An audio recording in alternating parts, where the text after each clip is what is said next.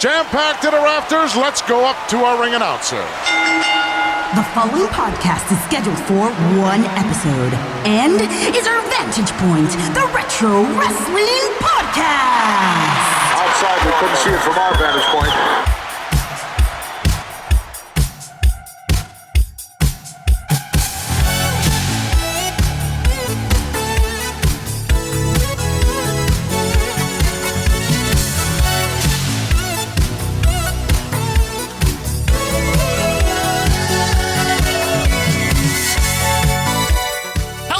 Wrestling fans, and welcome to our Vantage Point, the Retro Wrestling Podcast. Thank you guys so much for being back with us here on Monday, April the 12th, 2021 for episode 219. We're going to romp you through the world of retro wrestling. As always, I'm Joe Murata, joined by Michael Quinn. How you doing there, Michael? Howdy doody. 219!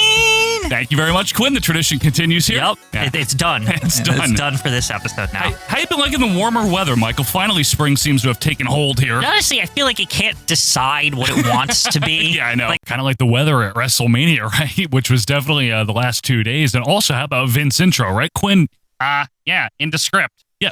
Wait, what do you mean this sounds dubbed? And I'm definitely recording this right at the same time as the rest of the show. Sometimes I go outside at night and I'm like, why is it 30 out? What is this? What are you doing out there at night? And you go take the garbage out or whatever. Yeah. You walk out there, you're like, why is it so cold? Random errands. Yeah, random things. I got to go to the convenience store or something. Well, folks, we hope this is a convenient listen for you here to start your Monday off right as we romp you through the world of retro wrestling. We have a lot of great things in store for you here as we wind down the season.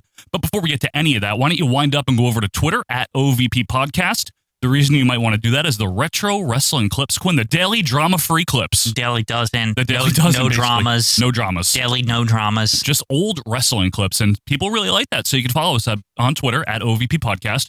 You can also email us if you want to at ovppodcast@gmail.com. That is VPPodcast@gmail.com. But Quinn, if people want to talk and converse with you and me and hundreds of other retro wrestling fanatics, where may they do so? Over at facebook.com/garbage. It's a great site where you can take the garbage out. Now, Very apropos, actually, because we will take the garbage out of that group. Yeah. Well, I'm talking about my garbage stuff and blah, blah, blah. But anyway, over there at facebook.com/garbage, you can type in the search bar, our Vantage Point, Death, Retro Wrestling Podcast, Bing Bang Boom, Tubes, Gore, Floaty, and you hit the join button and you're in. That's it? Yeah. Oh, wow. That's really all there is Oh, to that's it. pretty easy. Then you can type things. Now, from what I understand, Quinn, before you hit that join button, you're agreeing to one rule. Right. And one rule only, which is what?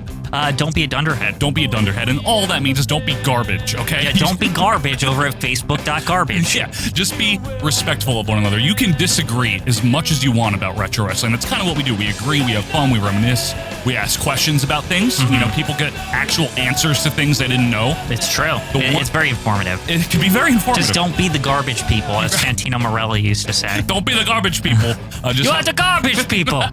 Just have a lot of fun, okay? And that is on Facebook. And also, if you like pay-per-view reviews, if those sound appealing to you, I'm talking the old pay-per-view reviews. I'm not talking not about these new ones. Yeah, not WrestleMania 2-day fest. You know? Every now it's always that's the new thing. It's like it wasn't long enough when it was 8 hours. Let's make it fucking 20 hours on 2 days. But if you want to listen to us talk about the WrestleManias and the Royal Rumbles and the SummerSlams when they were like 3 hours, we've reviewed every WWF pay-per-view, starting with the first WrestleMania, out right now, Survivor Series 92. And you can get all of those reviews on Patreon, patreon.com/OVP Podcast. We'll talk a little bit more about it later, but not a lot more. We don't really go overboard.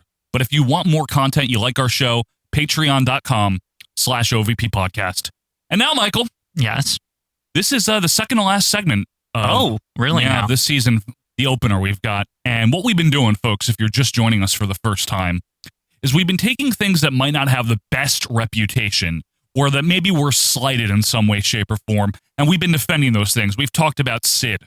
Mm-hmm. We've talked about Mongo. Mm-hmm. We have talked about In Your House, It's Time. It's a great pay-per-view. It is. Most recently, last week, we talked about Mr. Fuji. Yes! This week, it is your final pick of the season, Quinn. This is it. This is my final pick. We'll get to it in 1 second. It is stretching out. We can get that pick in. For OVP's In Defense Of.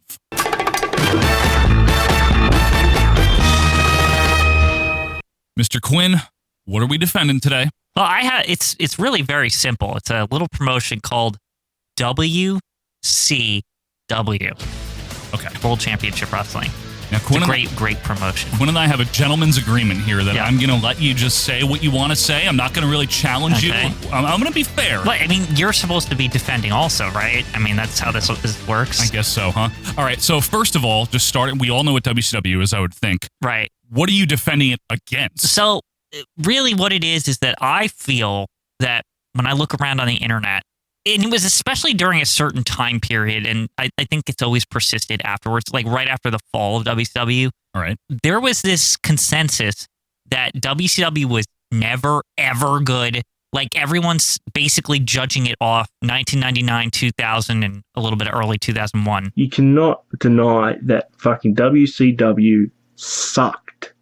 And I think what those years represent to people is a lot of bad decisions Right. that were made, attempts at recovery. Attempts at like they had fallen off the top and they were trying to like get back real quick. Yeah. And they had fallen off the top a lot earlier than that. The slow decline obviously started with Starrcade 97, but we won't Right. talk about that today. Right. Hi, Chuck Mess. So what is it that you want to say positive about them? What do you like about What WCW? I want to say positive is that WCW did bring us a lot of stuff that we sometimes we give credit for in this show. Sure. But I really think that makes it an overall, like, it's the best of what it was. And what I mean by that is there has been no other alternative to the World Federation Until since- AEW. and that's not, I don't even think that even still yet has touched the quality of World Championship Wrestling, believe it or not. At their best? No. At their best, not at all. World Championship Wrestling was a well-funded organization You got that right. with actual But so is stars. AEW. Yeah, I'm saying stars that are like known throughout, Hulk Hogan and Yeah, shit. pop culture to an extent, right? Randy like, Savage. And yeah, people Randy like that. Savage and like big people. WCW effectively accomplished what any WWE competition has tried to do, and they're the only ones to do it. And I think that they need to be defended for that because it's been like whitewashed, even by WWE. Is that Well- like they were never good? They were always a joke, and like backstage they sucked, and they just got lucky, and yada yada yada. There was a lot of like building up from like when Turner bought it. They had garbage, They did. No, Yeah. I'm gonna agree with you here on a lot of these points. History is obviously, for better or for worse, written by the winners. That's right. I own WCW. Get the hell out of here! The WWF's Monday Night Wars series, which we watched every single episode of for fun. Yeah. I mean, that is the most masturbatory, Yeah. holding your dick out, we won, and then playing the victim. And for the record, folks, you know I love the WWF, but I'm not stupid. Yeah. I know their hypocrisy. They acted like WCW cheated or something by like getting actual stars. Correct. And Like, it's the same thing Vince McMahon did in the 80s. Right, The yeah. exact same thing. they just turned it around on them, and they're the only ones to pull it off.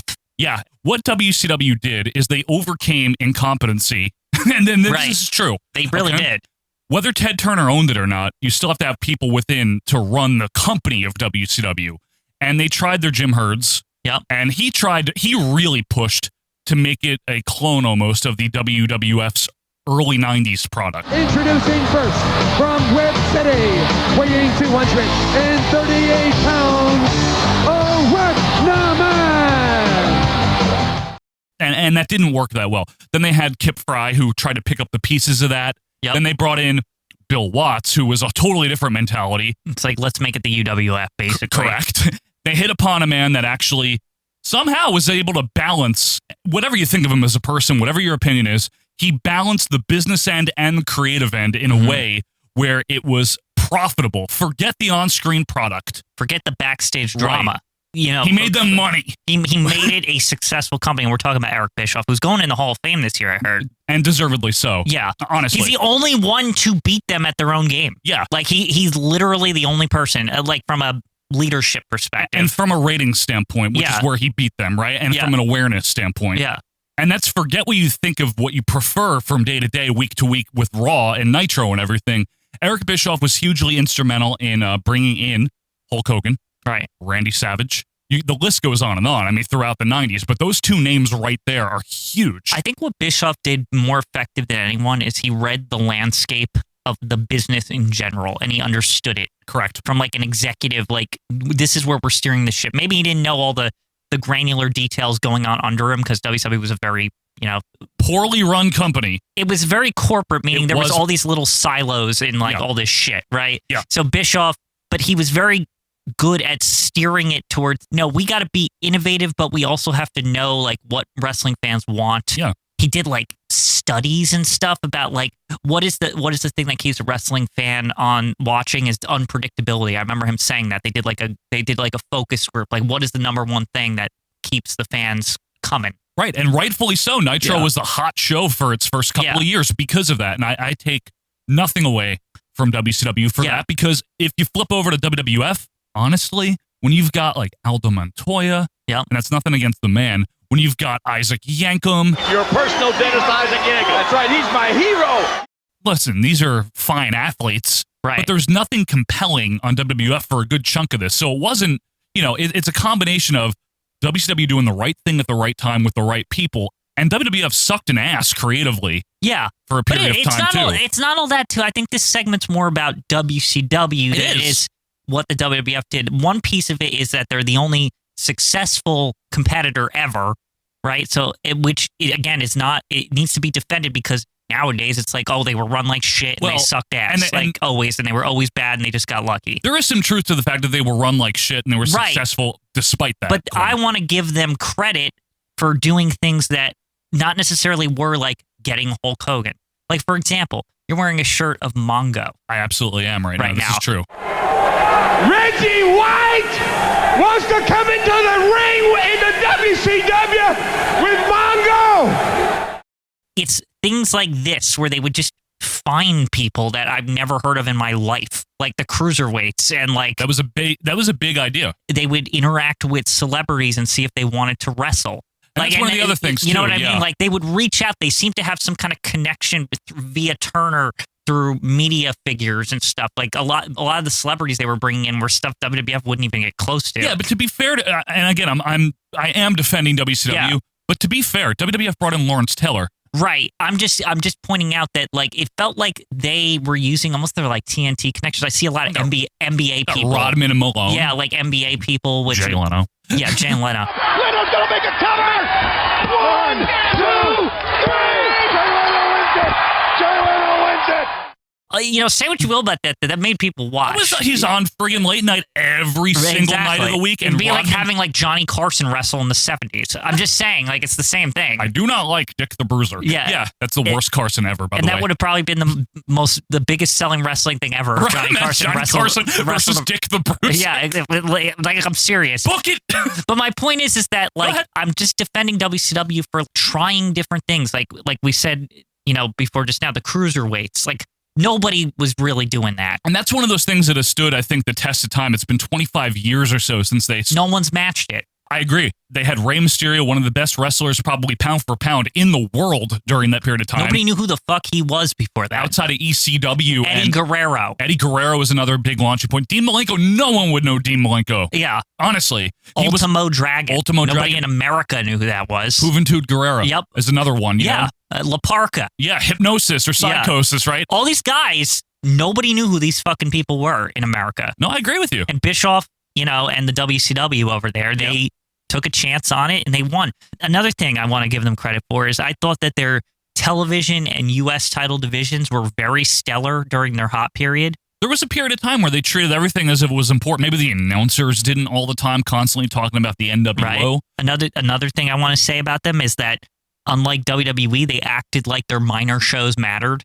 Correct. Absolutely. That's another aspect of WCW. That's a detail that they deserve to be credited for and defended for. And I just really think a lot of this stuff gets just shoved under the rug, and Hogan Sting and all these flashpoints that are like, oh, they're so bad, they were never good. A lot of it is the WWE themselves more than it's the fans, I think. I know that we have a lot of WCW fans listening right now. Right. And I would never fault someone for that. Now, I preferred WWF, okay? But I'll be honest with you. WCW had a period of time, and it's around 95, 96, 97, of ingenuity, of resourcefulness, and of creativeness that the WWF simply did not have at the time. And even in their later era, even the 99s and stuff when they were crappy, you have to admit, they were the first promotion to go through the churn of the Attitude Era, meaning they hit the churn before. What I mean by that is that literally, like, they lost people and they kind of had to build up. They were starting to try to build up new stars, Right. like Booker T, for example. Sure. And they just ran out of money, basically. We know what happened. We know what but- happened, but like you could see that they had to do what WWE had to do in about 2003, 2004. Yep. Like 6 years before. They did. Like, No. you know what I mean? Like they were forced to. I agree with you, Quinn. You know what I mean? And I want to give them a little credit, like Booker T, for example. That was a guy that I wouldn't have seen when he was a tag team partner, like that he would be Be a this big breakout star. big breakout star. But they took a chance on, they gave him a singles run. And he was like, Great. I got to say, he was like what Bret Hart was in 1991, 1990, Huh. you know, around that. Good Booker T comparison. was that to me as a kid in the late 90s, where it was like this guy, this like plucky, he like Young how does and he, hungry young and- and you're like, how does he get these wins? And he's Right. like beating guys that you didn't expect. Sure. And he's in these cool feuds with like Fit Finley and stuff like that. Yeah, absolutely And you're was. like, this guy's so cool. And Yeah. like they really grabbed me. Like when he became the WCW champion, I'm like, yeah, like Booker T. That was great. That's awesome. Like Booker Yep. T should be the champion. He's awesome. I think they also did a good job with a couple of other organic stars, like Diamond Dallas Page Right. was Diamond another one. DDP. DDP was Another breakout. that's another example. He didn't kind of have the rise that Booker T had. He had the whole mid card run. Yeah. But he was like the opposite because he was a heel as the mid card run. Greasy heel. Greasy heel. And he was so impressive in 1995 and 1996 when he was Absolutely. like, because you'd be like, he had this like crusty, greasy character, but it's like you'd watch him in the ring in these matches and he'd just He be was like, good. why is he so good? Like wrestler, he's like man. better than most of the other wrestlers. Absolutely. No, I mean, WCW was instrumental in launching careers of guys, and really, they did make some of their own stars. Yeah, no, really, they really deserve a lot of credit for what they did, what they brought to the business. And it makes me so mad. There was a period in the like early 2000 when they first closed, Yeah. where like there was just all these books out, and there was all like There's still all these books all out. these old wrestlers talking shit about how horrible they are, like WWE, like having Jericho on and being like they sucked ass and they never were good and they were clowns and blah blah blah, and like. Yeah. Part of me was always kind of like, you don't get to where you get to, like where they were beating WWE for being clowns and losers and idiots. Like, you don't stumble and bumble and just become a force that helped revive wrestling in general.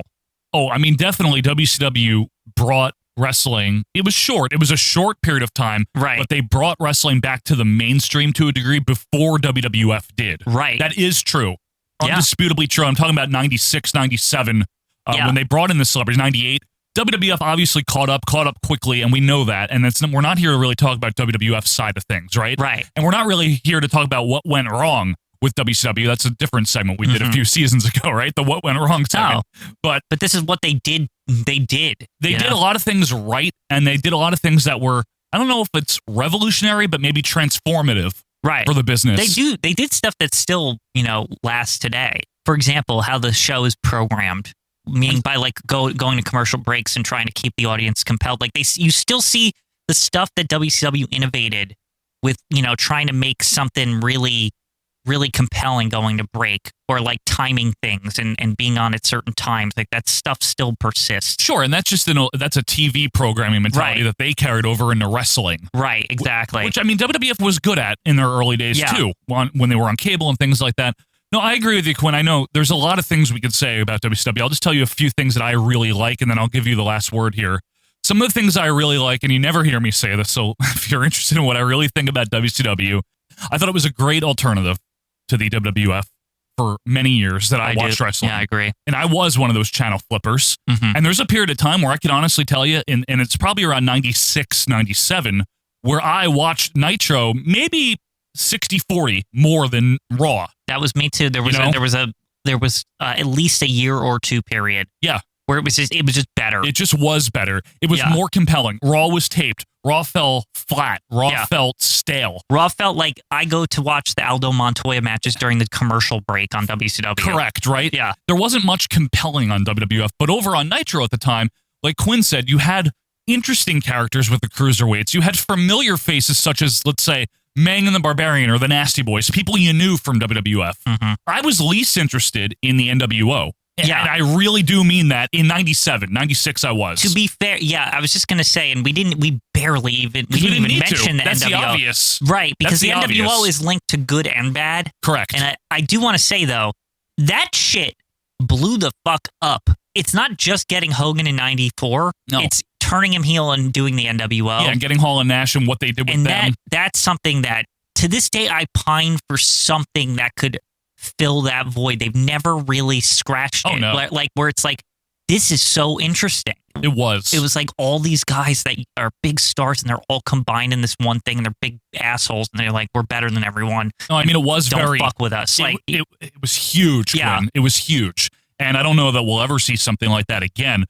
That isn't the only thing I liked about WCW. Yeah.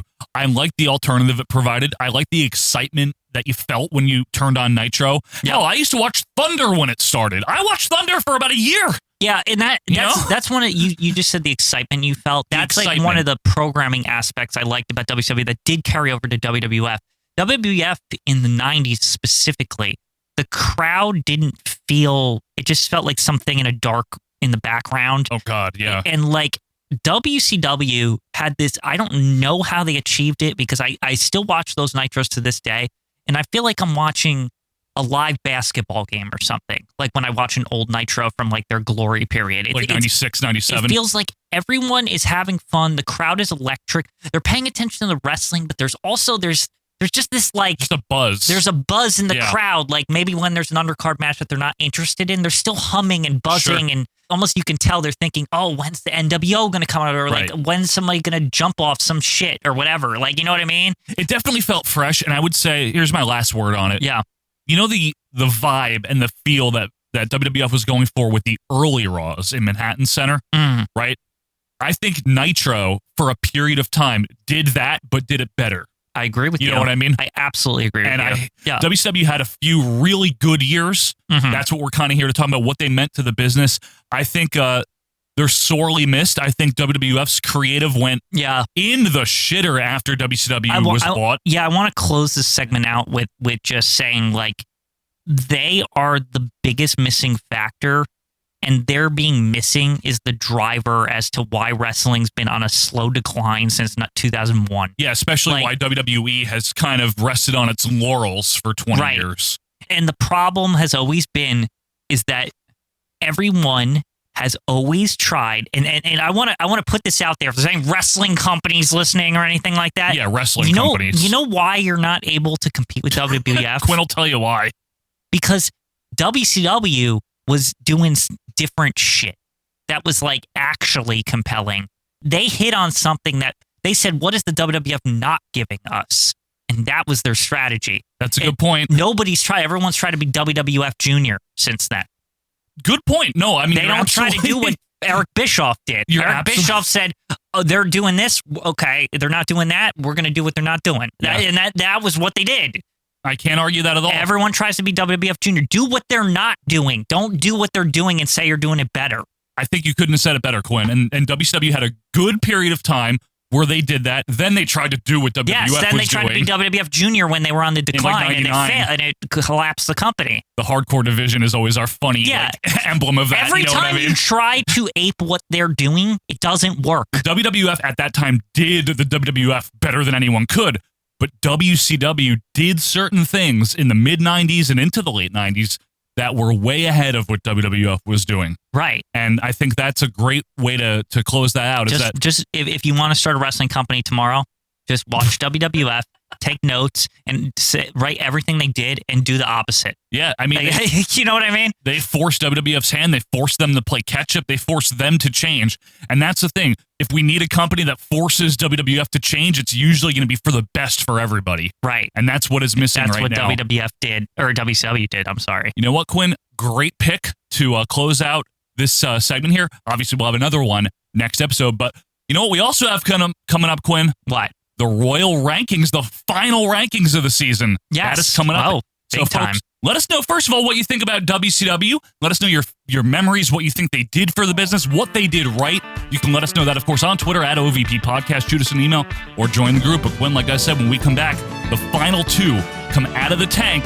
We're going to see where they rank. The Royal Rankings of WrestleMania main events is coming up right after this. I like country music.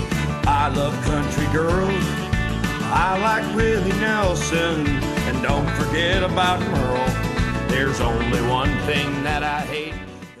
Are you ready to fight? Then step into the ring and take on Sting. There's me and my rival, the Nature Boy Ric Flair. And there's a total package, Lex Luger, plus more WCW wrestlers with their own ring and cage. The only place for the ultimate grudge match. Sting flying into the ring. Watch Lex bounce off the roof. Oh no! Rick climbs the pole. Sting comes back with the body slam. The WCW Wrestlers Ring and Cage, you put it together. Figure so separately from Galoo. I dare anybody to take us on. From Harley Race to Hulk Hogan, Ric Flair to The Rock, Sting to Steve Austin, you're listening to our Vantage Point, the Retro Wrestling Podcast. And welcome back, wrestling fans, to our Vantage Point, the Retro Wrestling Podcast. Thanks for being with us here. It's Monday, April the 12th, 2021, and this is episode 219. 219! Thank you, Quinn. Quinn, we are going to very briefly, very tersely talk about our Patreon, okay? Yeah, Patreon. Patreon. Now, we don't want to overwhelm you with plugs for this, okay? We don't do this to get rich. We don't do this to make a ton of money. We do it why? Because we like to make extra content. We like to make extra content, and there are people, for whatever reason, that like to support us. Mm-hmm. So it's kind of a give and take. You support us, we're going to give you a ton of stuff, and it's really affordable. And there's only two tiers, Quinn. Let's talk about what they are. There's a $2 tier. Right, two. The 1983 canon. It's a great canon. And now it's weekly. Yeah, weekly. It's weekly now, yeah, that's a new reason to sign up right there. Weekly 1983 canon. And it's just $2 a month, okay? And this is us going through every single episode of WWF Championship Wrestling since January of 82. It's wonderful. It sounds like why when I watch that? Yeah. Try it for free because on YouTube, you get the free ones. And guess what? Right behind this episode on our podcast feed, there's the free ones also. It's true. Try it if you're not sure yet. And if you are sure, you can get it on the $2 tier. We're going through every episode of Championship every week now. We're going to be in 1984 in like a minute at this point. Like it's honestly, it's really like a month and a half or something, right? Yeah, pretty much. It's quick. It's going to be really quick now, folks. And just to clarify what this is, it's a live watch along, but it's not,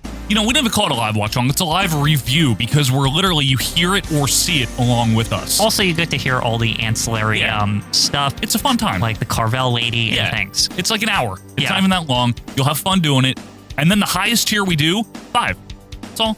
Just $5 a month, an entire month. And what you get for that is the 83 canon, but we also give you the pay-per-view reviews that we already mentioned. You know, that's where we're doing every single one in order.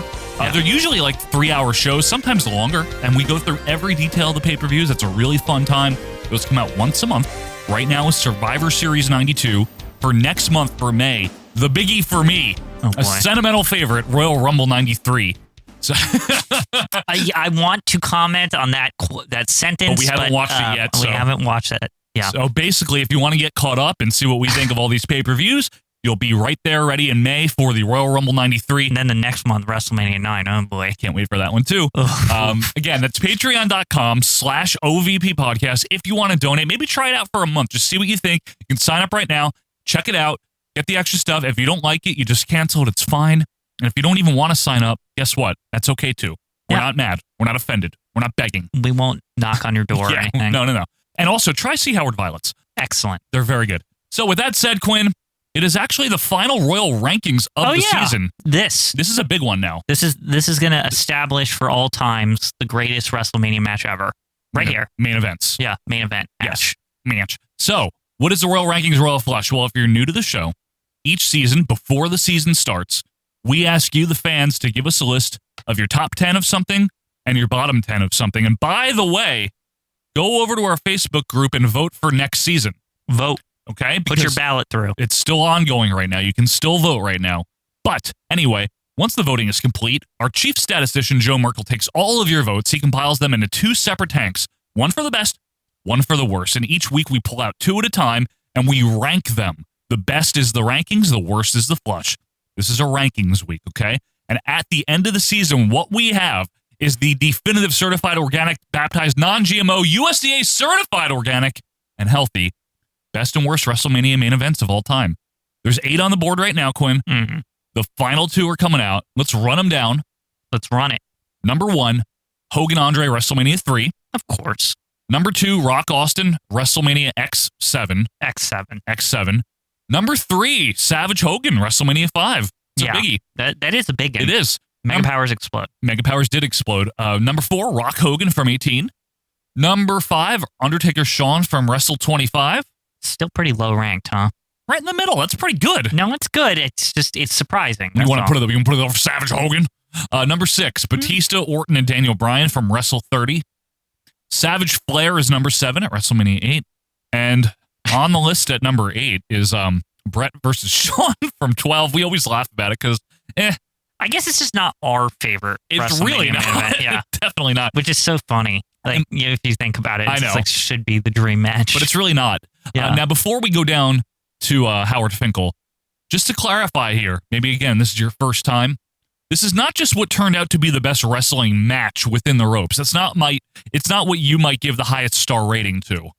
The physical match itself plays a factor in our rankings, but it's also maybe the importance of it, the build to it, what it represented, the overall feel of it. There's a lot of different factors. That's why Hogan Andre is number 1 right now. Right. Certainly isn't the best in the ropes. We There's know also that. the lack of stinkage factor. Right, that's another good point, Quinn. The lack of stinkage. The lack of stinkage. So with that said, why don't we go down, Quinn, to Howard Finkel for the final Royal Rankings. Ladies and gentlemen, it is now time for the Royal Rankings.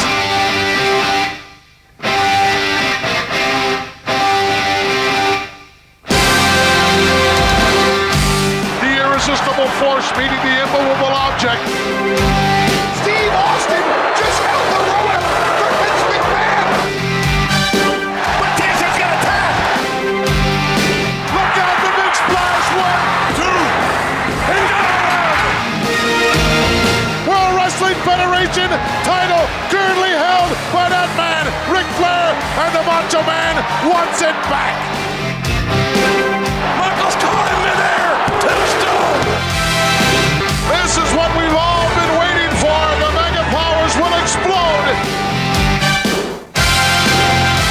It is the Royal Rankings, the final Royal Rankings of WrestleMania main events. Quinn, we have run them all down. We've run through all of them. Now, there's probably one that most people are expecting to come out of the tank. Mm-hmm. But other than that, it might be anyone's ball game at this point, honestly. Honestly, if I was a listener and I didn't know things, I would be very curious. I wouldn't even know. Honestly, Personally, I'd be like, who's even what? Like, Okay. There's a lot of big heavy hitters already. There are heavy hitters here, and it's very serious and very important, these rankings. And we've established our criteria. We have run down the 8 names on the board. And in just a few short moments, folks, the final 2 will be coming down. Quinn, are you ready to do this? This is serious. Let's do it. Let's hit the button. Punch the button, Greg. Let's all find out who drew number 9.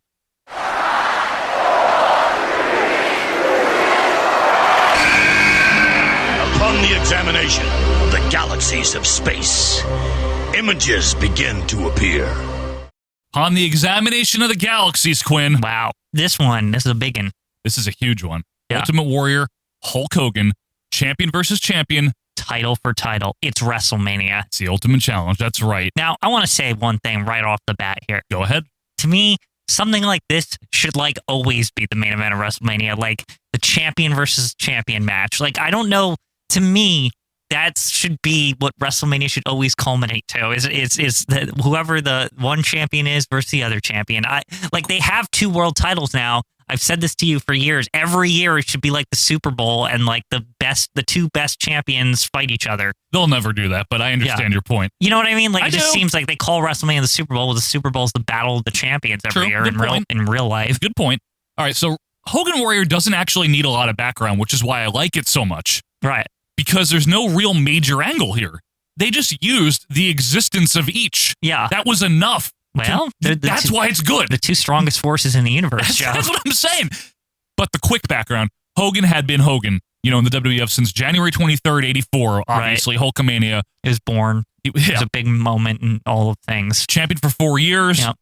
Then had the big arc with Randy Savage, won the title back. We all know that, right? And by the time we hit early 1990, he's on that run where he'd won the title back from Savage. He's only a 2-time champion by this point. He'd been hanging and banging with Bruce Beefcake. He'd been hanging and banging throughout 89. Unfortunately. Got rid of Zeus Yeah. recently, right? And Hogan was still very much Hogan.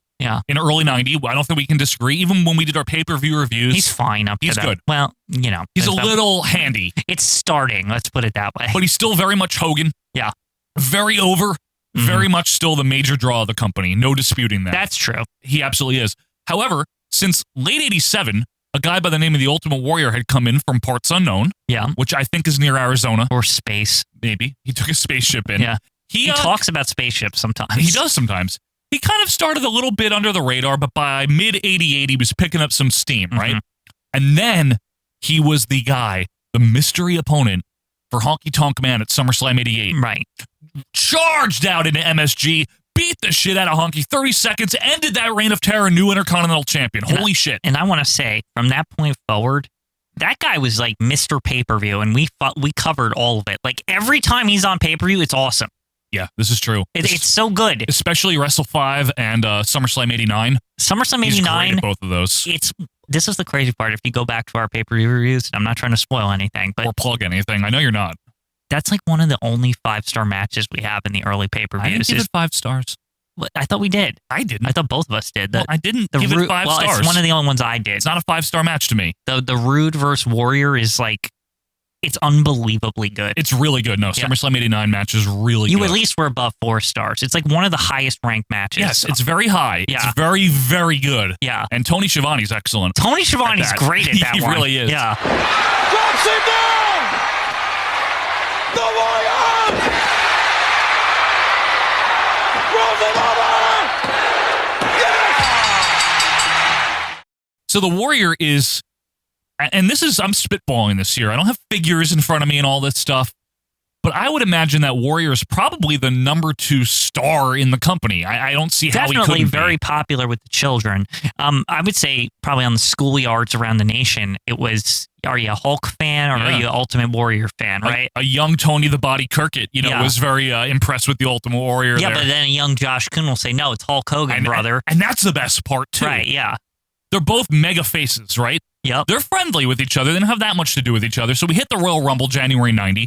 And in this Rumble, we get to the point where it's down to just Hogan and Warrior. Not as the final 2, but there's a point where no one else is in the ring except the 2 of them.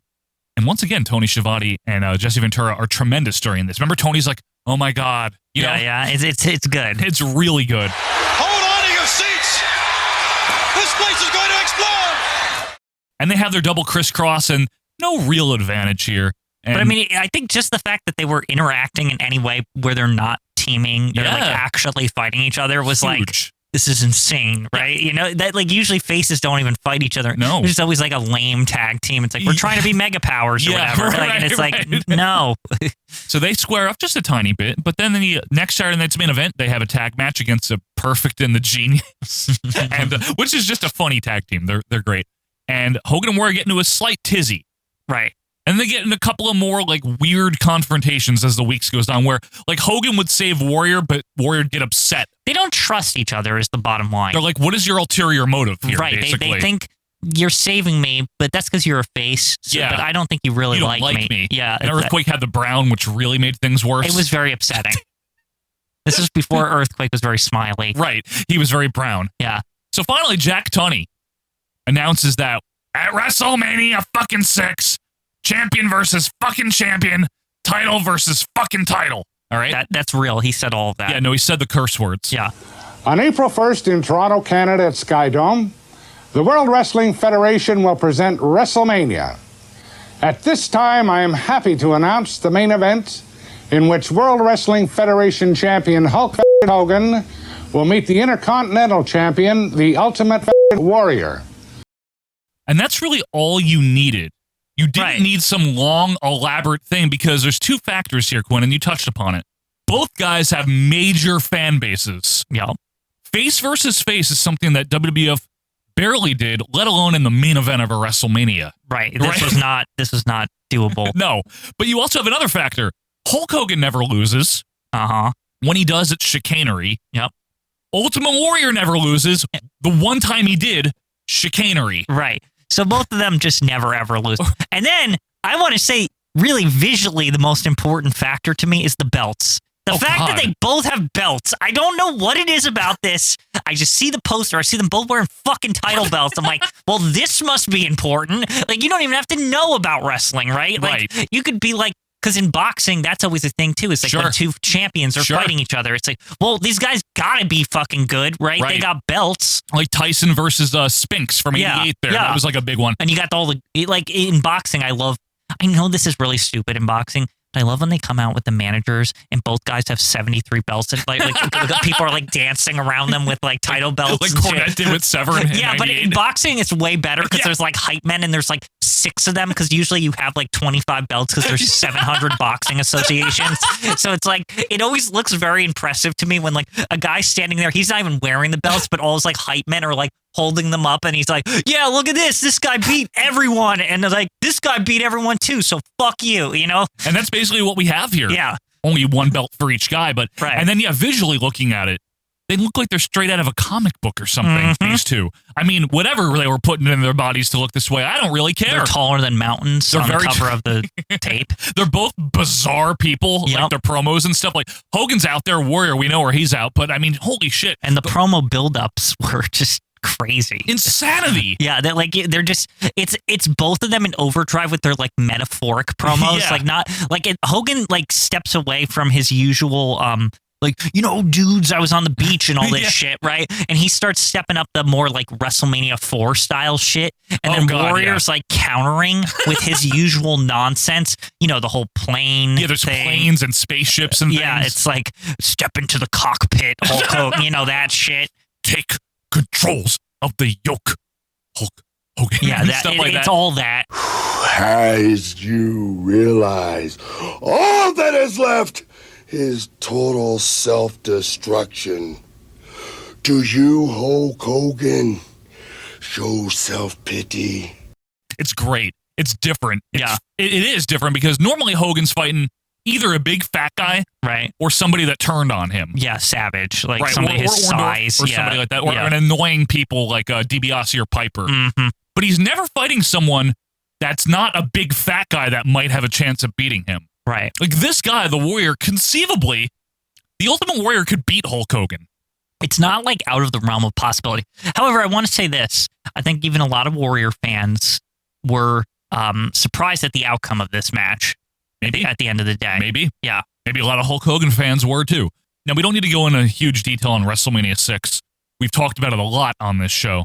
The whole show's great. We love WrestleMania 6, despite match and all that stuff. It's one of the most fun. It's so fun. Charming. Yep. The end of an era in a lot of ways. The last Gorilla Jesse pay-per-view, they're also hysterical at this one. It's amazing. The hot dogs and the mustard on the everything, right? The undercard is impressive. It's all fun. Yeah. But we finally get to the Ultimate Challenge. Gorilla and Jesse are tremendous during this match, by the way, because Jesse is neutral. Right. Like, they both go into like serious mode too. They're like, no, this matters because somebody's going to walk out double champion. Correct. And Warrior makes his famed entrance, and then Hogan makes his. Earl Hebner does a great job too as a referee. We know the match. It was allegedly, and I believe it, rehearsed by the two of them. It should be. And it should be. That doesn't mean it. They still have to go out there and do it, right? Hey, I'm a big supporter of rehearsed matches based off the performance I saw of Randy Savage versus Ricky Steamboat. Yeah, it's not like against the rules to rehearse. You know what I'm saying? Honestly, if you're doing like one of those kind of shows, like I'm talking big arena, WrestleMania, you should rehearse it. Yeah, there's nothing wrong with that. I wouldn't be surprised if that's still going on to this day. Right. Like I bet you all the matches coming up at the next WrestleMania are like, they're in the PC, like I was like, okay, what are the spots we're gonna do? All this shit, right? Yeah, but now they tell you when to blink. I know, but I mean, like honestly, I don't think that should steer you away from doing that anymore. I just mean to say is that you shouldn't do it for Raw, but you should do it for fucking like WrestleMania. Yes, please. Like, yeah, I have no problem with how rehearsed this was. I don't give a shit. Yeah, they still went out there and executed it. Right. And as much as people hate the Ultimate Warrior, I see him and I see all the bad things, trust me. Right. But I also see when he's in big matches and he does deliver. And again, you have a Hulk Hogan with him who's not known for being like a technically savvy wrestler, but that's only one aspect. Yeah. Hulk Hogan's a ring general. Hulk Hogan's done this for years at this point. Yep. He's a professional.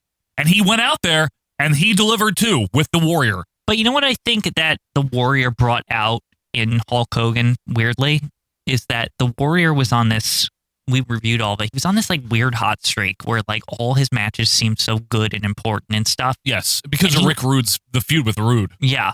And I just feel like he brought that importance out of Hulk Hogan in a weird way, because Hulk Hogan was so used to, I don't know, big boot, leg drop, you're dead, you lose. Like, I'm the best brother, fuck you. He even did that to Randy Savage, and that was a tremendous angle, but it still ended in the typical Hogan fashion. Yeah, the Warrior brought out this, like, questionable, like, who's going to win thing, and, like, this, it was totally different because it was just how the Warrior was at this point in time. He wasn't brought down yet. Like, honestly, up to WrestleMania 7, the Warrior was one of the most compelling people in the WWF. I agree with you. You know what I mean? Like, he really was. He was, and people can hate him, and I don't love him, honestly. Yeah, and putting Hulk Hogan with him was actually, I think people think it the other way around, but I think Hulk Hogan, in a weird way, the Warrior injected some freshness into, like, the Hogan style of matchup. In a way, it did, and well, it definitely added a different layer of intrigue than you would normally have. Mm-hmm. You know what I mean? Much like Hogan Andre, much like Hogan Savage, when you look at this on paper, or when you look at the actual poster, this is the definition of a WrestleMania main event. Yeah. And that's one of the things. This is the first this is the closest they had to like an Andre Hogan since Andre Hogan. Absolutely. Like, say what you will about the Macho Man versus Hulk Hogan. It's very good. It's very good, but I don't know. This just had like a bigger feel to it. I know, isn't that weird? Like, yeah. And it had no angle, really, but it didn't need one, and I think that's a point I think because in its favor this time. The Savage thing, you kind of knew Savage was going to lose. Yeah, I know. But with the Warrior thing, on the other hand, it's more like an Andre situation where it's like, well, the Hulkster, I don't know if he can beat the Ultimate Warrior. Right. You know what I mean? Like, I know he could beat Randy Savage because he beat him 100 times in MSG and shit. Right. But, Yeah, no, that's a great You know what point. I mean? And that's one of the intrigue. You know, one of the things is the intrigue. Not knowing who's going to win, wanting to see who's going to win, anticipating the match. And they delivered in the ring, too. It's a good match. It's not amazing, but it's good. It's a good main event. Yeah, it's a good hybrid of both styles, I feel like. Yeah, there's some power. There's some thought-out spots. It's just a really good thing. It's the definition of a main event. It'll be really cool to see where it ranks. Yes. But it's now time for the final entry. And this is the one where I really feel like, okay, we've got Hogan Warrior on here now. Right. What the hell could be the last one? I don't even know. Well, let's hit it. Let's hit it, fans. Let's find out who drew number 10.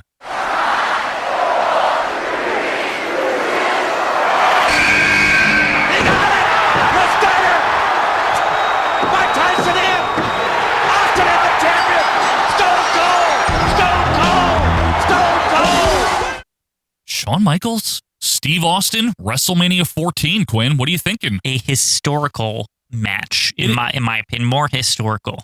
It's very important in terms of kind of the passing of the torch. Was it a torch? No, it was a torch. It was definitely the torch at this point, because Shawn was carrying the legacy of the Bret Hart era, the new generation, essentially, right? Yeah, in a lot of ways, yes. Like, you know what I mean? Yes. He was that last hurdle because Bret was gone. So now all that was really left was Shawn holding that like mantle of like the best guy from about 93 to 97. Okay. You know what I mean? Like that Shawn was like that guy because Bret was missing. And Steve Austin, it's hard to believe that they didn't hotshot the title to him, and I'm real glad that they never did, because this was Steve Austin's first time winning the world title.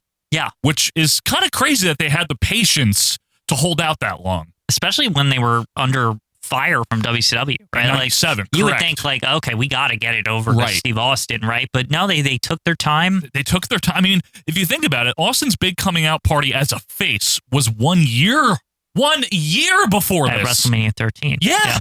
And they were able to just really keep him on a steady build. He won the Intercontinental. They oddly actually had a more Macho Man style where like Macho Man really showed his stuff at 3, and then they waited a whole year to give him the title at 4. Or it was like a Bret Shawn, Intercontinental build like they did, prior to winning the world titles. Mm-hmm. So obviously we know the setting here is WrestleMania 14, which in a lot of people's minds is one of the better WrestleManias, maybe not because every match is great, but because of what it meant. It was really the Attitude Era beginning. Yeah, even though you that has a very fluid definition, right? Some people say King of the Ring 96. Some people say Bret Hart's Tirade. What I think of this show as, it's not, like you said, people have all these loose definitions, but here's the thing. is this is when it was like the WWF themselves telling you this is the Attitude Era, Correct. right? Like it was like the official start. Like maybe it started in fans' eyes at certain other periods. Yeah, retroactively you trace it back. Right, but this is when the company was saying, no, everything is changing to this here. This is the moment. Like, And it actually did. It did, yeah. Some people might say for the worse. There's good and bad because of that. Yeah. But it is the end of Shawn Michaels as an active wrestler for over 4 years. Which is kind of sad. It is, and I think it was saved his life. Yeah, no, Also, it did. It did. You know, so it made him a better person in general. He needed it as a person. And you know what? Truthfully, Quinn, it probably made the WWF better off for those few years. It would have been. Here's the thing that I always wonder, just on an aside. Yeah. Say if Shawn stayed, he wasn't hurt or whatever. Yeah. I actually think his political clout would have diminished with Austin around. I don't. I really do, because I don't think he would have the same pull anymore. I think he would have had the pull. I really do. I think Austin would. I don't know. More than him. Austin was very similar to Shawn Michaels, and people usually give Austin the pass, but they were both paranoid and concerned about their career. I mean, Austin was too. Yeah. So it's interesting. It might have been horrible for business, though. You know what I mean? These two guys jockeying for position. No, it might have been bad for a year. Yeah, it's possible. But anyway, back to what we have here. But see, it's not just, there's a lot of factors here, and I actually really appreciate that this made the voting. Yeah. It's never been one of my favorite things, but that doesn't mean I'm not going to be fair to it, right? Mm-hmm. Both guys were injured. Now, Austin had he had a lingering, obviously we know what happened at SummerSlam 97. Neck. Yeah. Austin shouldn't have even come back when he did in December, or November, actually. He shouldn't have been back that soon, but he did. He knew he was needed. He wanted a spot. He wanted to be. Correct. He wasn't going to derail his dream of being the number one guy in a professional wrestling company. Correct. And he was a young man. Let's not forget here. Steve Austin and Shawn Michaels, maybe 8 months apart in age, 7 months apart. Yeah, I think the impression is Shawn's older because he's been around longer. Yeah, or something. Austin's a little older. Yeah. Is the funny thing. And they're both only 33 going into this. They're in the prime of their life, but they're injured. 33, yeah. So Austin had to significantly alter his wrestling style to more of a brawly, big Hogan style almost, like brawly, but by Hogan I mean broad. What's interesting here is Shawn is recently injured. January. And he has to adapt his style, but it's like the first time and it's the last time because you know what I mean? Like he can't stick around. And that's the thing. People give Shawn Michaels a lot of shit for his behavior in the late 90s, and I agree with it. He did go out there. Whether the story of The Undertaker having to make him go out there is true or not, I don't care. He went out there. He did it. He had not wrestled since Royal Rumble because he couldn't. Yeah. And he still showed up every week on Raw, or most weeks.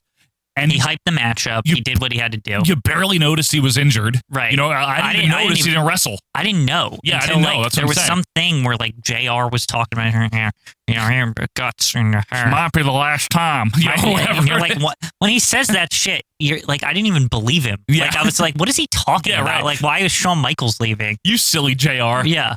But in the midst of all of this, the WWF, taking cues from WCW, nice callback, brought in someone from the mainstream, right? A controversial figure at the time because of the bite fight in June of 97. Not to mention all his other crap. All those other controversies, yeah.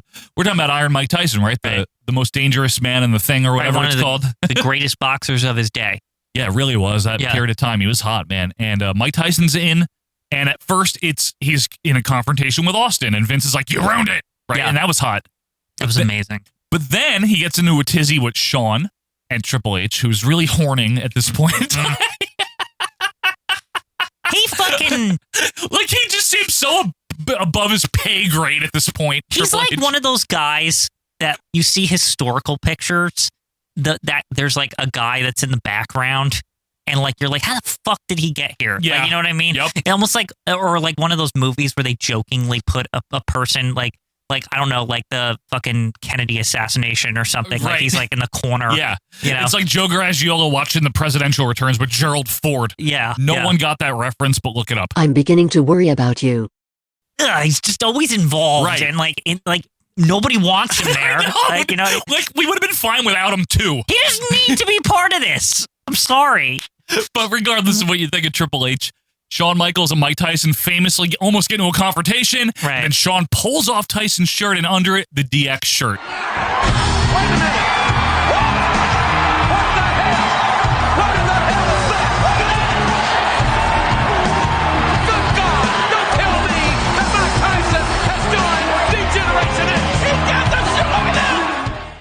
Aha. And I love it because Tyson can't even do the fucking crotch chop correctly. It's funny.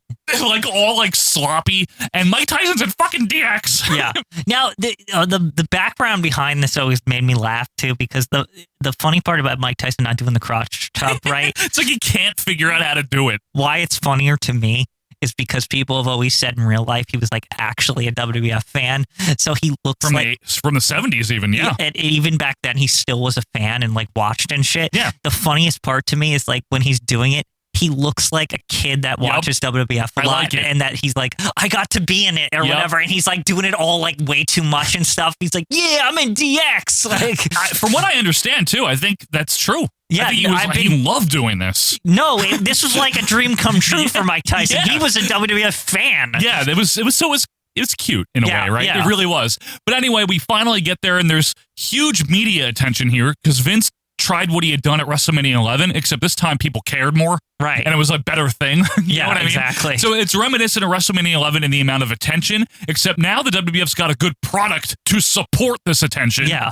Instead of trotting out Kama and people like that. Like if Mongo. If you're like, well, Mongo's fine, but I know, but I'm saying he's there. If you're like a mainstream person watching WrestleMania 11 because of LT, and you're like, what the fuck is this shit? You know what I'm saying? That show was so bad. I feel bad for people who ordered just for LT. Because you got to see like the Blue Brothers and all this crap. I'm like, what am I watching here? Yeah, King Kong Bundy. Yeah, like this bunch of goofs on Bam Bam's side.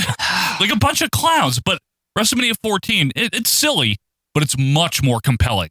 It much looks more compelling. edgy and shit too. It was. You get to see a dumpster match. Right. You get to see a fucking tag match. Kane versus Undertaker just looks cool. The Battle Royal thing. The Battle Royal. Pete Rose, right? Pete Rose, yeah. Kings, you help. So, Tyson is going to be the referee. Now, obviously, he's in DX, so it's like, oh no, what's going to happen there? Then we get to the match, and I love the entrances for the match because they show them backstage. I love that part of it. It's really good. Don't they even use the like typical dun, dun, dun, dun, yes dun, dun, dun, that they always use? Yeah. And this is in Boston, which is a great wrestling crowd. Oh, too. the crowd was awesome during Awesome this. crowd, right? And I've even heard Crockett mention he went. This is like the only time he got to go to WrestleMania, and like really? He said it. I think he said it that. I mean, it makes sense in the New England Mat Wars, all that. Of course, was right? Petey there? Little I don't Petey? know. I thought Crockett was there though. No, he probably was. If I was wrong, if I'm wrong, Crockett, sorry. Yeah, but, or Petey, if you were there, let us know. I can't remember. But Austin comes out first, which is awesome because now obviously the challenger should come out first. I understand that. But Hulk Hogan always came out last, even when he was challenging. Right. Oftentimes the face comes out, like Savage came out last when he was challenging Flair. Mm-hmm. A lot of times the face just comes out last, even though in some people's memories the champion always does. Not in the WWF. That's like allegedly the custom according to like the announcers and shit. But like normally the face just comes out last, Mm-hmm. even when they're challenging.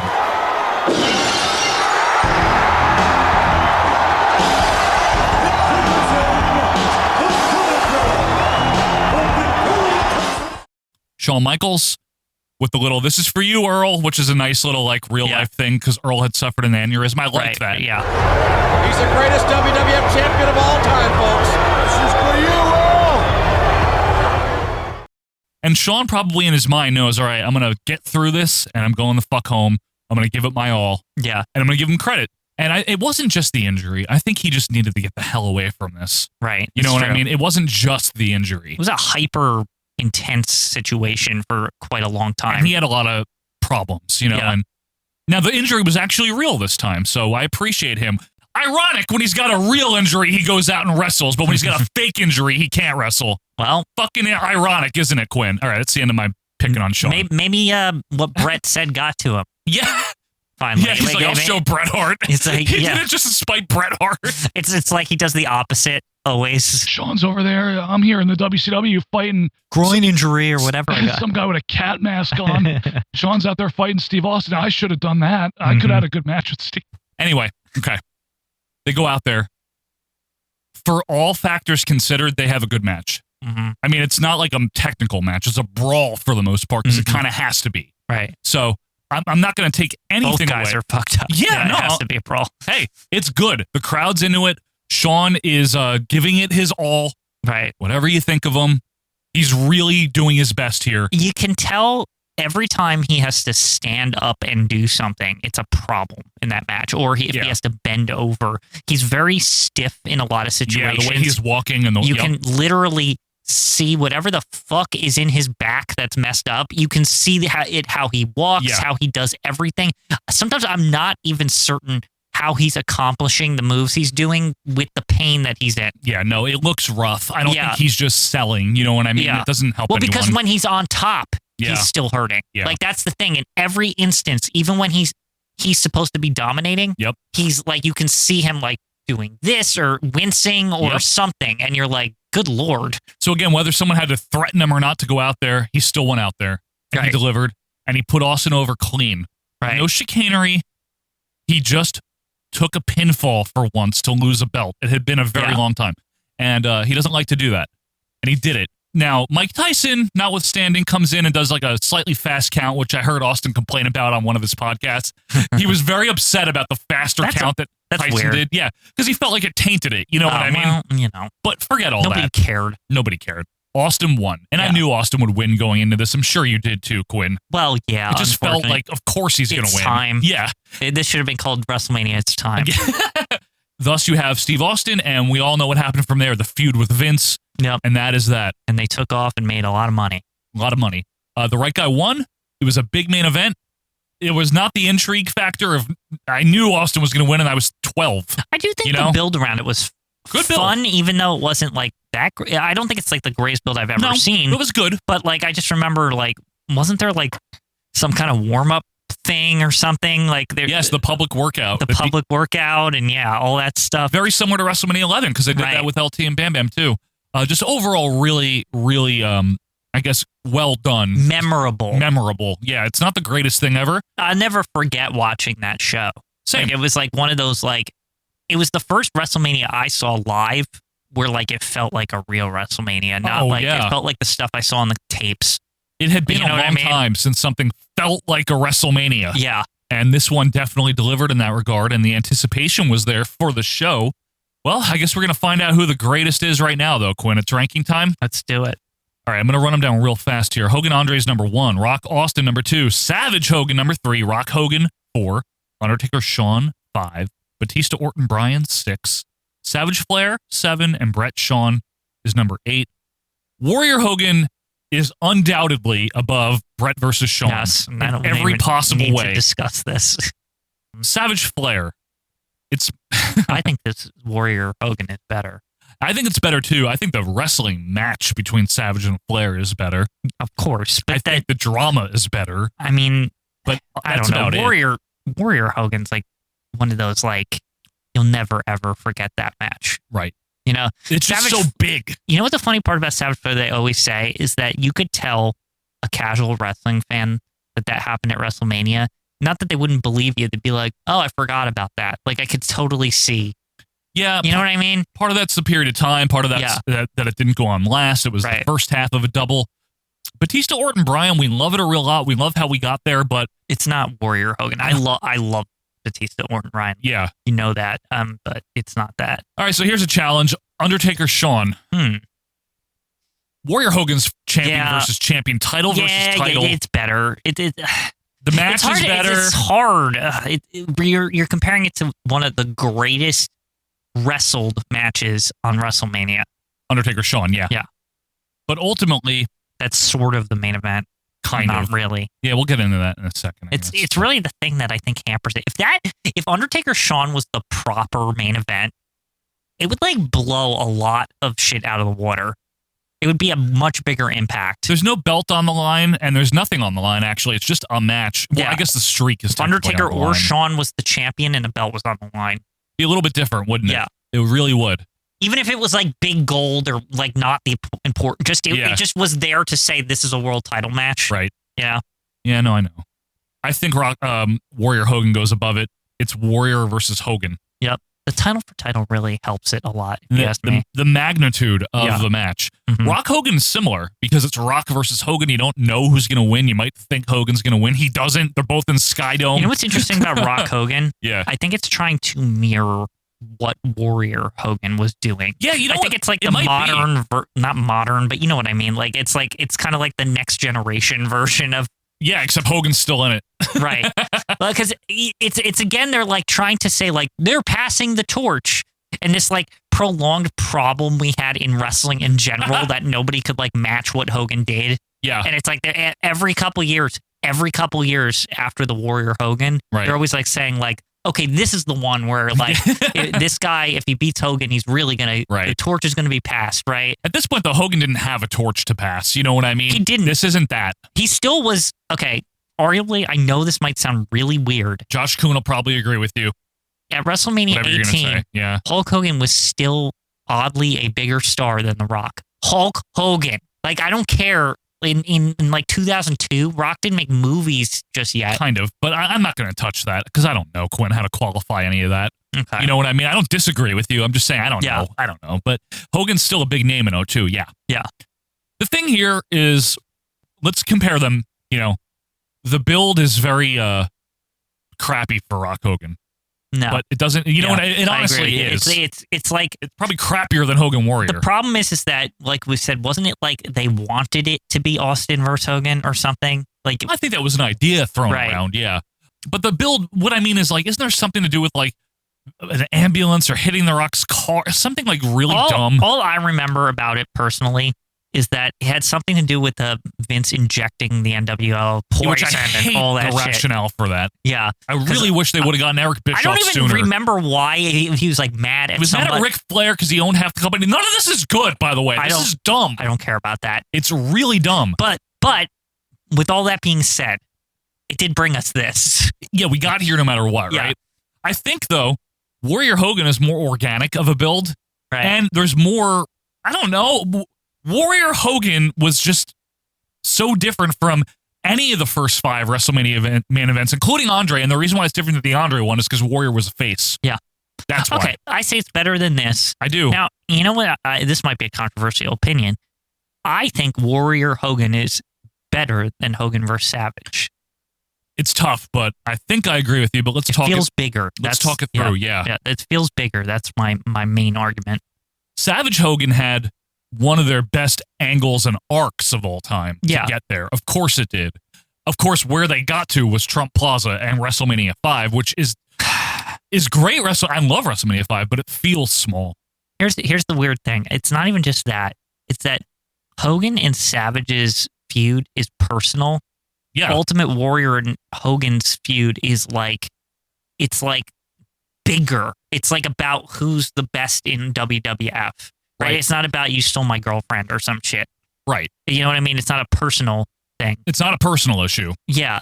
This is like the clashing of the gods. Right. Hogan yeah. It's Warrior. like, remember mythology. Remember it said that they're actual like constellations or something at the beginning? Yeah, exactly. And they're in there. And then you look in the sky and next to Zeus is Hulk Hogan. And then Hercules is nearby punching someone. Yep. And Warrior's on the side of him. Yeah, just hanging out.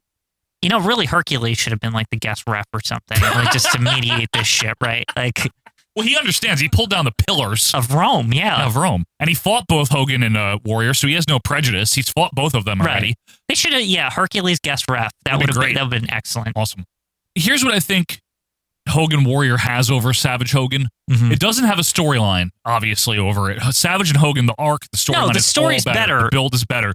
The match, arguably, Savage Hogan might be a better match in the ring. I don't really know. They're both like the same. Yeah, honestly, they're a Hogan match. Yeah, but with Savage brings his with their own tinges. Yeah, the magnitude, the feel, though, the enormity. Definitely give the nod to Hogan Warrior. Right. That's the thing. And the intrigue. I guess, okay, here's the thing. Why does this enormity matter to me more? It's because it's WrestleMania. Had Savage versus Hogan been at, like, I don't know, SummerSlam or something, I would have been like, that's the greatest SummerSlam match ever. Yeah. You know what I mean? Yeah, no, there's certain factors that beyond their control. You know what I mean? Yeah, WrestleMania 6 is sort of also like a return to form with WrestleMania of like, it's big, everything's big. Yeah, well, we always said it's very similar to 3 in a lot of ways. Right. And I just think that it just kind of elevates this. No, it's allowed to. Yeah. So could we say that it's better? I think it's better. Savage versus Hogan? I think it's more intriguing. Yeah. And I think it's a bigger thing. Okay. That's fine. Number 3. That's got to go against Rock Austin, which is the Attitude Era equivalent. You know, that's not moving for me. Rock Austin. The ending sucks. No, it doesn't. It's great. No, it sucks, Quinn. It's so different. It's a horrible and fun. ending. I love it. Horrible ending. How It's the tone main- deaf can they get? Trying to turn Austin heel in his home state. It's the main event and an awesome main event of Yeah, it is. It's the good. greatest It's a great WrestleMania ever. Yes, I said that. I don't think it is. I don't think any of that's true, what you just said. You don't think 17 No. is the best WrestleMania? No, I don't. I never have. I think it's great. Really? Yes. Holy What, shit. You acting like you don't know me? No, but 17 is like, It's great. oh my God. I think it's great. It's the most well executed WrestleMania ever.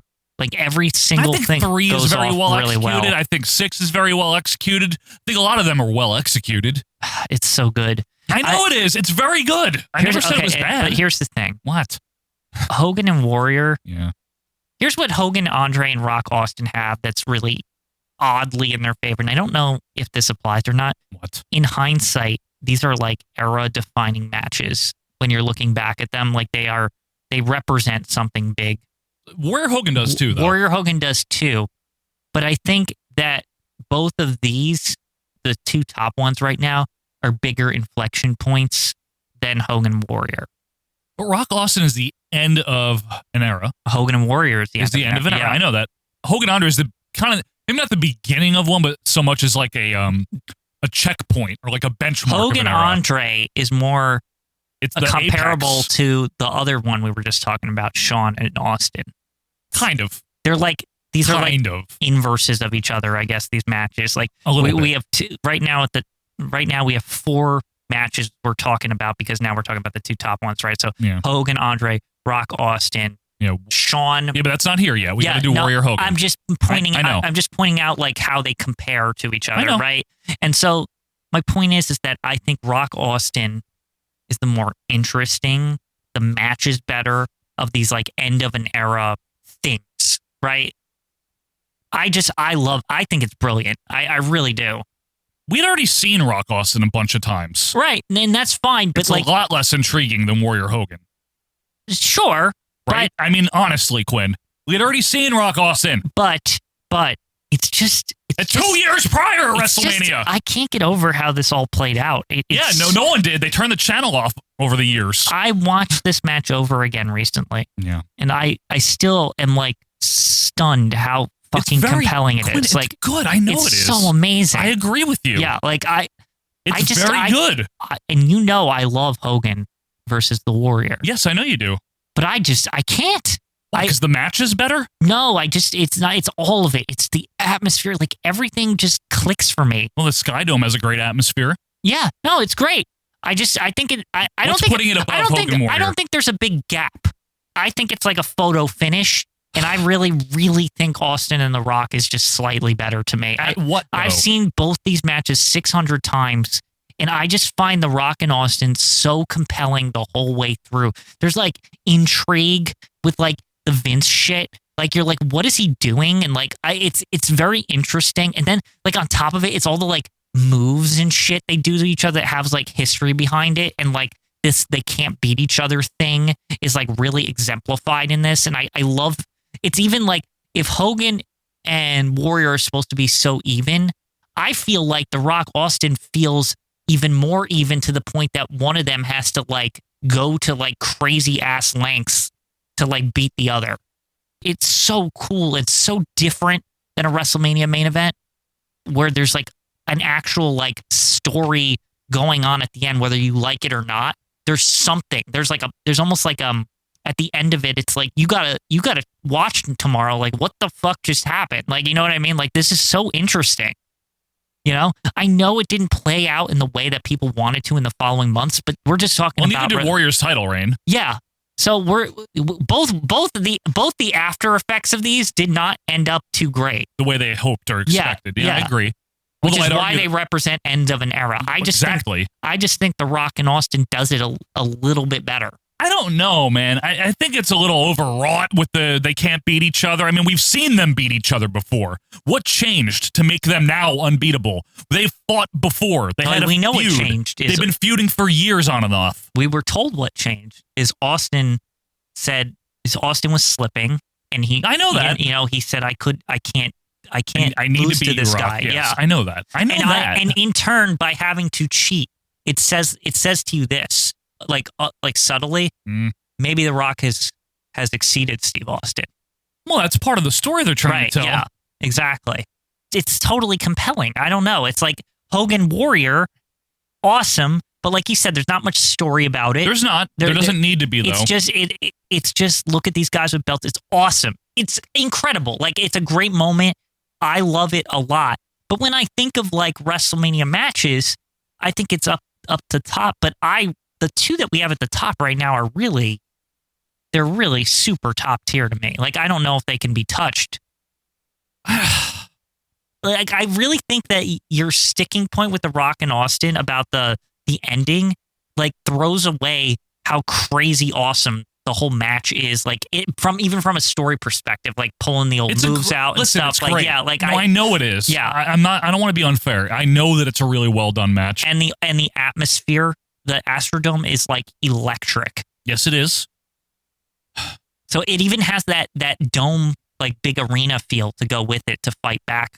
Like, it's not like in a dump somewhere. And the commentary's great. Yep. JR and Heyman. It's got the comedy. Yeah, it's really good. I never said I didn't like it. Yeah. I'm just saying. I got nothing. Go back and watch. That's all I got. I want to, and that should tell you something. Not to you. I'm saying to other people.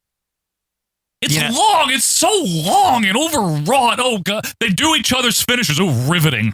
Like, what? Who cares? Who cares? It's very interesting. No, it's not. It's very interesting. Get me pissed now. I don't like it as much. I like Hogan Warrior better. And talking about characters that never fought before. They're on the posters. They're bigger than the mountains. They're bigger than Greenland. They're bigger than my dad. It's so much more intriguing. Champion, title, ultimate challenge. Are you kidding me? How is Rock Austin better? They had already fought each other. It's just, who cares? You just have to watch it again. It's really awesome. Like, it ticks off all the boxes. Ticks me off. That I love in a main event. I know. It feels so big. I know I'm not going to convince you. Yeah. I said my piece. I love the Hogan Warrior. I know, me too. You know I'm a huge fan of WrestleMania 6. I know, Quinn. I'm giving you credit. You're being fair. But when I think of WrestleMania, the two matches at the top of the list right now are just holy shit. Like, those are the best ones I've ever seen in the main event. I'm not going to challenge you. All right. Now, number 3, Warrior Hogan. Okay. Now to our other one. Oh, that's definitely better. Austin Michaels better than Brett Shawn. Yes. Even though the match isn't as good, it's better. I think the magnitude, again, the Savage Flair, the problem with the whole, like, why is it in the middle and all that shit. Yeah, but I don't know that Austin Michaels is going to go that high, Quinn. I don't know if it's better. Is it better than Savage Flair? In all seriousness, it's not a better match. It's not a better match. No, it's not. It's more just to me about, like, what it represents. It's going to hang its hat on that. It's like, what does it mean to wrestling? Right. Like, because if you were to go that route, here's the thing. You could go really high with that. Like, you know what I mean? Just on that alone. I know. Yeah, that's true. Yeah. Just on, like... Yeah, it's better than Savage Flair in that regard. It has more meaning. And it has more meaning. Yeah. And was a bigger thing than Batista, Orton, Bryan. Mm-hmm. It means more than Undertaker, Shawn. Okay, so this is interesting, but does it? Maybe not. Because here's the thing, is Undertaker Shawn represents a long-standing, like, two gigantic stars colliding thing, right?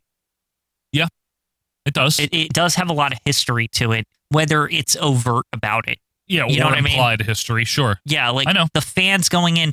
The thing about WWF by that point is a lot of these WrestleMania matches have this, like, meta, like, thing where, like, because WrestleMania is an event where super fans file into, like, the tickets are expensive. The people going are real fans. They know the whole history of everything that's going on. And they sit there with their arms crossed next to me. Right, but because of how dirty assholes. Like, because of how WrestleMania is, I'm just pointing out that an Undertaker Shawn Michaels, almost nothing needs to be said to that crowd for them to understand.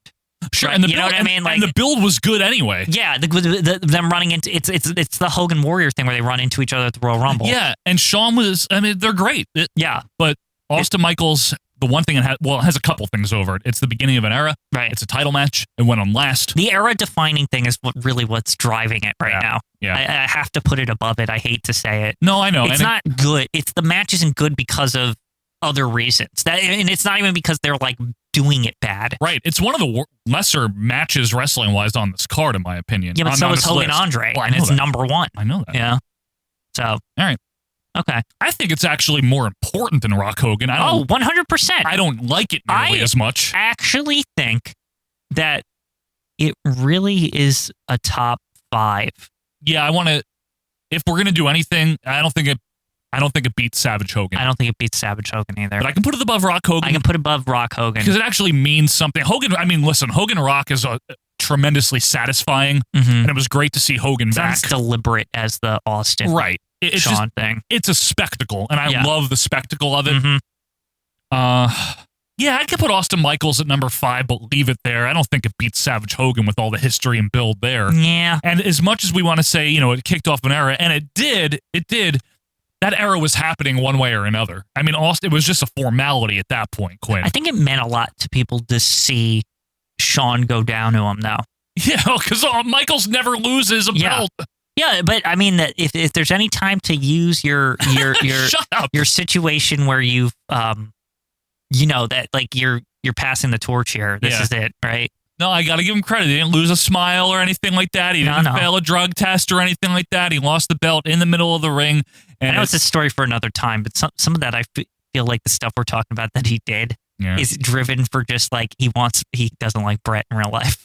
Like a lot of those things, it always comes back to like Brett, nice, is it? Brett or other people. It's not very Once nice. it was Austin, oh sure, I'll lose to you. You know what I mean? Yeah. It's because of the two of them. It has nothing to do with Austin.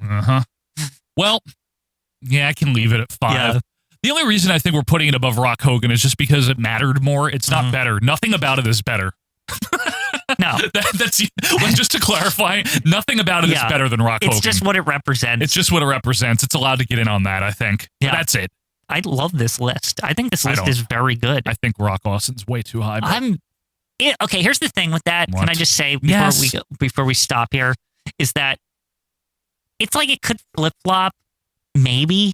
Like I think it's just literally a matter of opinion at that point. It's like a coin toss. Yes, it is. Like, I know. And I just think I personally I can't not fight for Rock and Austin because I feel like I personally would have, folks, as we end the rankings Go here. ahead, you say what you want. To me, that's number 1. I know. There's no WrestleMania match that has ever like been that crazy to me that I watched and I was like on the fucking like standing up in like my living room like holy shit! That's like an aspect what the of it. fuck? Like I know. when Austin, I think the first main move that's kicked out of is like the rock bottom. I think that's at that point I was literally standing in my like living room watching this shit. I live. don't blame you. I was like, this is insane. Yeah, I mean, I'd probably keep Hogan Andre at number 1, but regardless, it's a couple of other things I want to mention here, just in case anyone's curious what didn't make the voting or just missed it. The triple threat at Wrestle 20. Yeah, Chris Voldemort. We can't talk about Triple that. H, Shawn Michaels. Well, it didn't make it. Right below that, it's a great match, though. It is. I don't want to take it away from Shawn and Triple H. That's a good match. It is very good. Right below that, believe it or not, is Charlotte Flair versus Becky Lynch versus Ronda Rousey. I like that match. Me too. Me too. That's the one we saw. That we were live, at that. yeah. That was fun. Yeah. Hulk Hogan and T versus Piper and Orndorff got votes, which makes sense. Makes sense. The first WrestleMania. And below that, believe it or not, Roman Ryhans versus Brock Lesnar versus Seth Rollins. I don't even remember. From Wrestle 31. I don't even remember that match at all. It's okay. I'm serious. Now, in case anyone's wondering, where's Savage Warrior from 7 and where's Savage Steamboat from 3? The only matches that didn't go on last that were allowed eligibility are Rock Hogan, Undertaker Shawn. And Undertaker Shawn. And the only I let Merkel handle all that. And the only reason for that is because of the magnitude of them. They're both debatable whether this should be even in the list or not. You know what I mean? So I get that. But the mid-card IC title matches and the career match were not. Listen, if Savage Warrior was on this list, it'd be my number 1. It's like one of the finest WrestleMania matches, period. Will that satisfy anyone out there? If this was a list of just like best WrestleMania matches, no main event qualifier. Savage Warrior, Savage Undertaker, Steamboat, Shawn would be like Undertaker, super Shawn, fucking high. Brett Owen would be up there. Did you say Savage Steamboat? Savage Steamboat, yeah. Holy shit. Okay. Yeah. But just so everyone knows. Yeah, those would be like the top shit, right? But I guess that's it, huh? Yeah. It's over. The season is over for rankings. It's a good list. It's a solid list, I think. I'll let you do that. You know what, Quinn? In fact, it's so solid, why don't you run it down, okay? Okay. And number 1, Hogan Andre, WrestleMania 3. Number 2, Rock Austin, WrestleMania 17. Number 3, Warrior Hogan, WrestleMania 6. Number 4, Savage versus Hulk Hogan, WrestleMania 5. Number 5, Austin versus Shawn Michaels, WrestleMania 14. WrestleMania 18, Rock Hogan at number 6. At number 7, Undertaker and Shawn, Wrestle 25. At number 8, Batista and Orton, Bryan, WrestleMania 30. Number 9, Savage vs. Flair, WrestleMania 8. And number 10, Bret vs. Shawn, WrestleMania 12. Although I don't know about that one. I don't either. But that is the Royal Rankings for this season, folks, of WrestleMania main events. Let us know, of course, what you think. You can do that on Twitter at OVP Podcast. You can shoot us an email or join the group. But Quinn, when we come back, for some godforsaken reason, we are reviewing the WWF from 1999. Yay. We'll be doing that right after this. Are you looking for something new? You've got to try C. Howard Violets. That's right, guys. I promise you've never had a candy like this before. They're unique, they're delightful, they're addicting. And listen, I wouldn't do this if they weren't. In fact, I want you to go to chowardcompany.com right now. Pause the show, pick up their sampler, get a pouch of violets, heck, buy a violet shirt.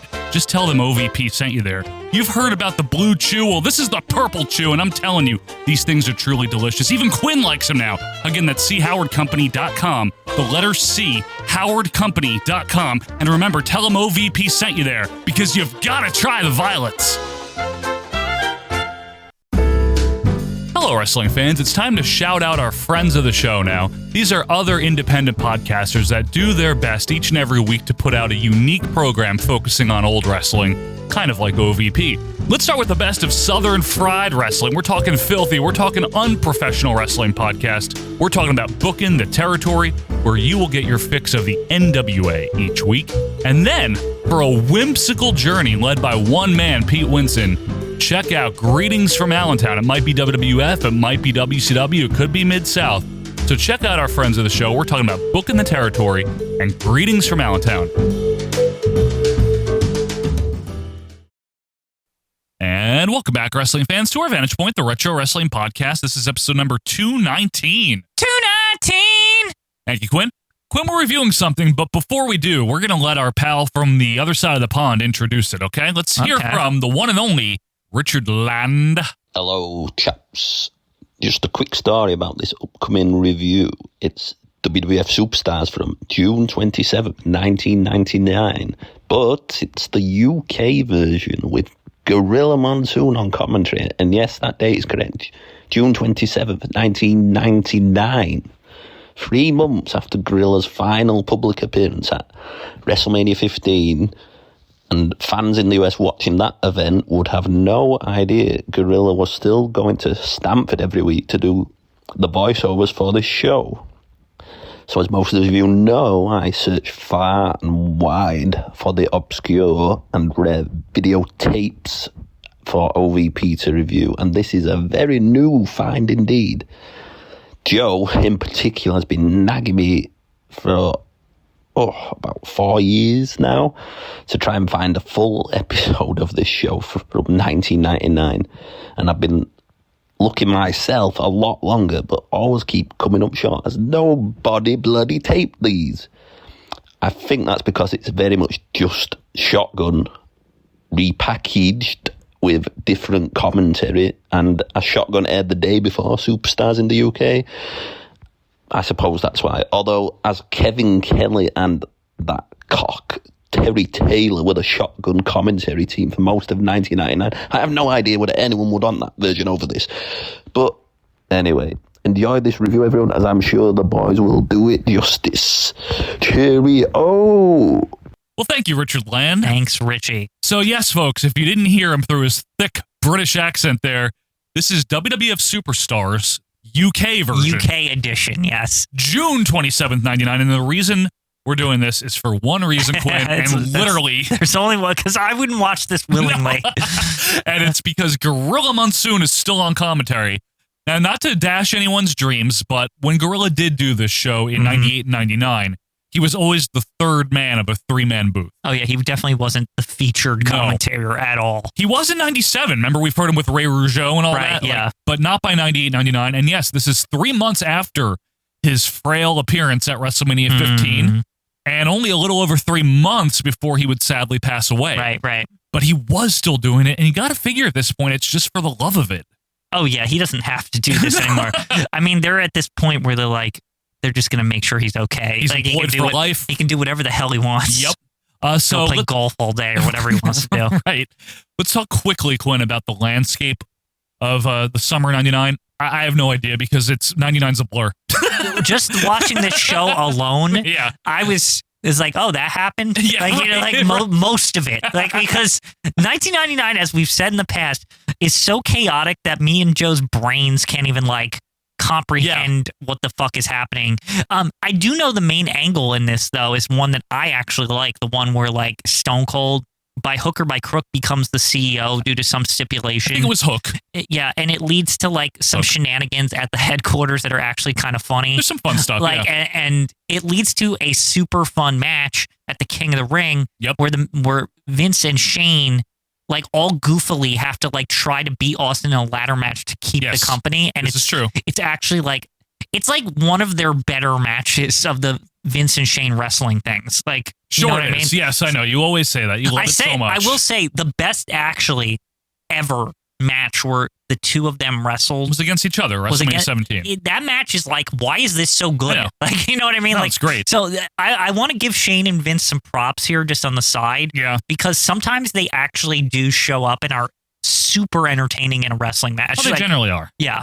The other thing about this, what we're doing, like Richard said, is Superstars in the U.S. at the time had long been just a recap show since March of 97. But in the U.K., for whatever reason, they had the UK Superstars, which we've done some from 97 and 98 before. It's Shotgun, but with the Superstars intro, and that's literally... Why is it different? I don't know. Why don't they just put on the Superstars? I don't know. So you could have seen this show in the U.S., the same exact show we're going to watch, but with different announcers and all that. But we're doing it for Gorilla. Yeah. The dream has come true. We'll try to find when he's talking. Yeah, exactly. So here it is. Because of Richard Land, WWF Superstar. Oh, hang on. And by the way, on our Facebook group, after you vote for the Royal Rankings and Flush for next season, you can drop a specific episode request. There's a pinned announcement there where whatever specific episode you want, put it there. We're trying to chip away at stuff. Make sure you give us full date and show, obviously. Yeah. Or a link if it's on YouTube or Daily Motion or anything like that. But anyway, WWF Superstars UK edition, June 29th, 99, the usual intro in over 34 million countries, 19 different languages, 4,000 zip codes. All right, 1999, what are we doing here? In Superstars, it's not even anything anymore. I know. And of course, Quinn, we get your favorite, the DX Band Superstars intro. Flashing lights and you want to go far, reaching for the brass ring. Oh my gosh, you want to be a superstar. That's who you are. Superstars! It's so good. Fantastic intro. It's amazing because, it's amazing because it's the only time they had a fucking song that, says Superstars in it. And it's they use it for, when it doesn't even, matter anymore. Not at all. It's this intro is great, Joe. You don't like this song? It's okay. No, I think it, really fits the time period and, I actually love it. It's definitely better than Daddy Cool, Heartbreaker, Undertaker, that Pants shit Taker, sucked whatever. ass. This is the best Superstars intro ever, period. Besides the first one, maybe. Yeah, that's it. That's the only one that competes with it, because at least this one they're talking about, grasping for the brass ring and everything. It's brass ring. Well, because you're on the low end of the totem pole on Superstars, so you're trying to get to the top. It all makes sense, Joe. Okay, fair enough. So Michael Cole threatens us with some Triple H recaps to start. Stop. I know, right? And then we go to ringside where Meat is making his entrance. I told you, it's people trying to ascend the ladder here. Yep, and it's with PMS, which was Terry Reynolds and Jackie, but this is when the early days where they actually still had Ryan Shamrock. Yeah, I remember it as a trio, actually. Initially, yeah. Only initially. Because nobody cared after it wasn't a trio, to be honest with you. To tell you the truth, I never cared. Yeah. His opponent in the ring is Val Venus. And of course, it's 1999. Right. So on commentary is Michael Cole, and we already know Gorilla, but with them, the third man, Dr. Tom Pritchard. What do you think about that, Quinn? It's amazing. I like him. Hello, everybody, and welcome to Superstars. Michael Cole, Dr. Tom Pritchard, WWF President Gorilla Monsoon. Now, I don't mind Dr. Tom, but here's the thing. When I think of Gorilla at any late period in time, I think Gorilla saying, well, Dr. Tom, like it's always Dr. Tom. Because they're not going to put Gorilla with anybody important anymore. Well, Ray Rougeau. Yeah. Like one of those. Yeah. But anyway, we're going to start this match here. Teddy Long is the referee. Remember when he was a ref? Yeah, that was just normal back then. It was just normal. Get a lock up to start, and immediately we're talking about King of the Ring coming up, which is like tonight or whatever. Hey, really? Yeah. Did they say that it's like on there? this day, yeah. That's funny. And the big Austin versus Vince and Shane match. Never been a match where all the marbles have been on the line like this. Very Gorilla line. There has never been a match of this magnitude for all the marbles. By the way, you said this was the same day of the King of the Ring. It is, or just something. on the aside, isn't it amazing they were able to fill that arena that day? Yeah, good point. Yeah, always something I have to mention. They're coming to see them try to grab the brass ring, huh? Yeah, they really want to see meat. That was advertised. Yeah.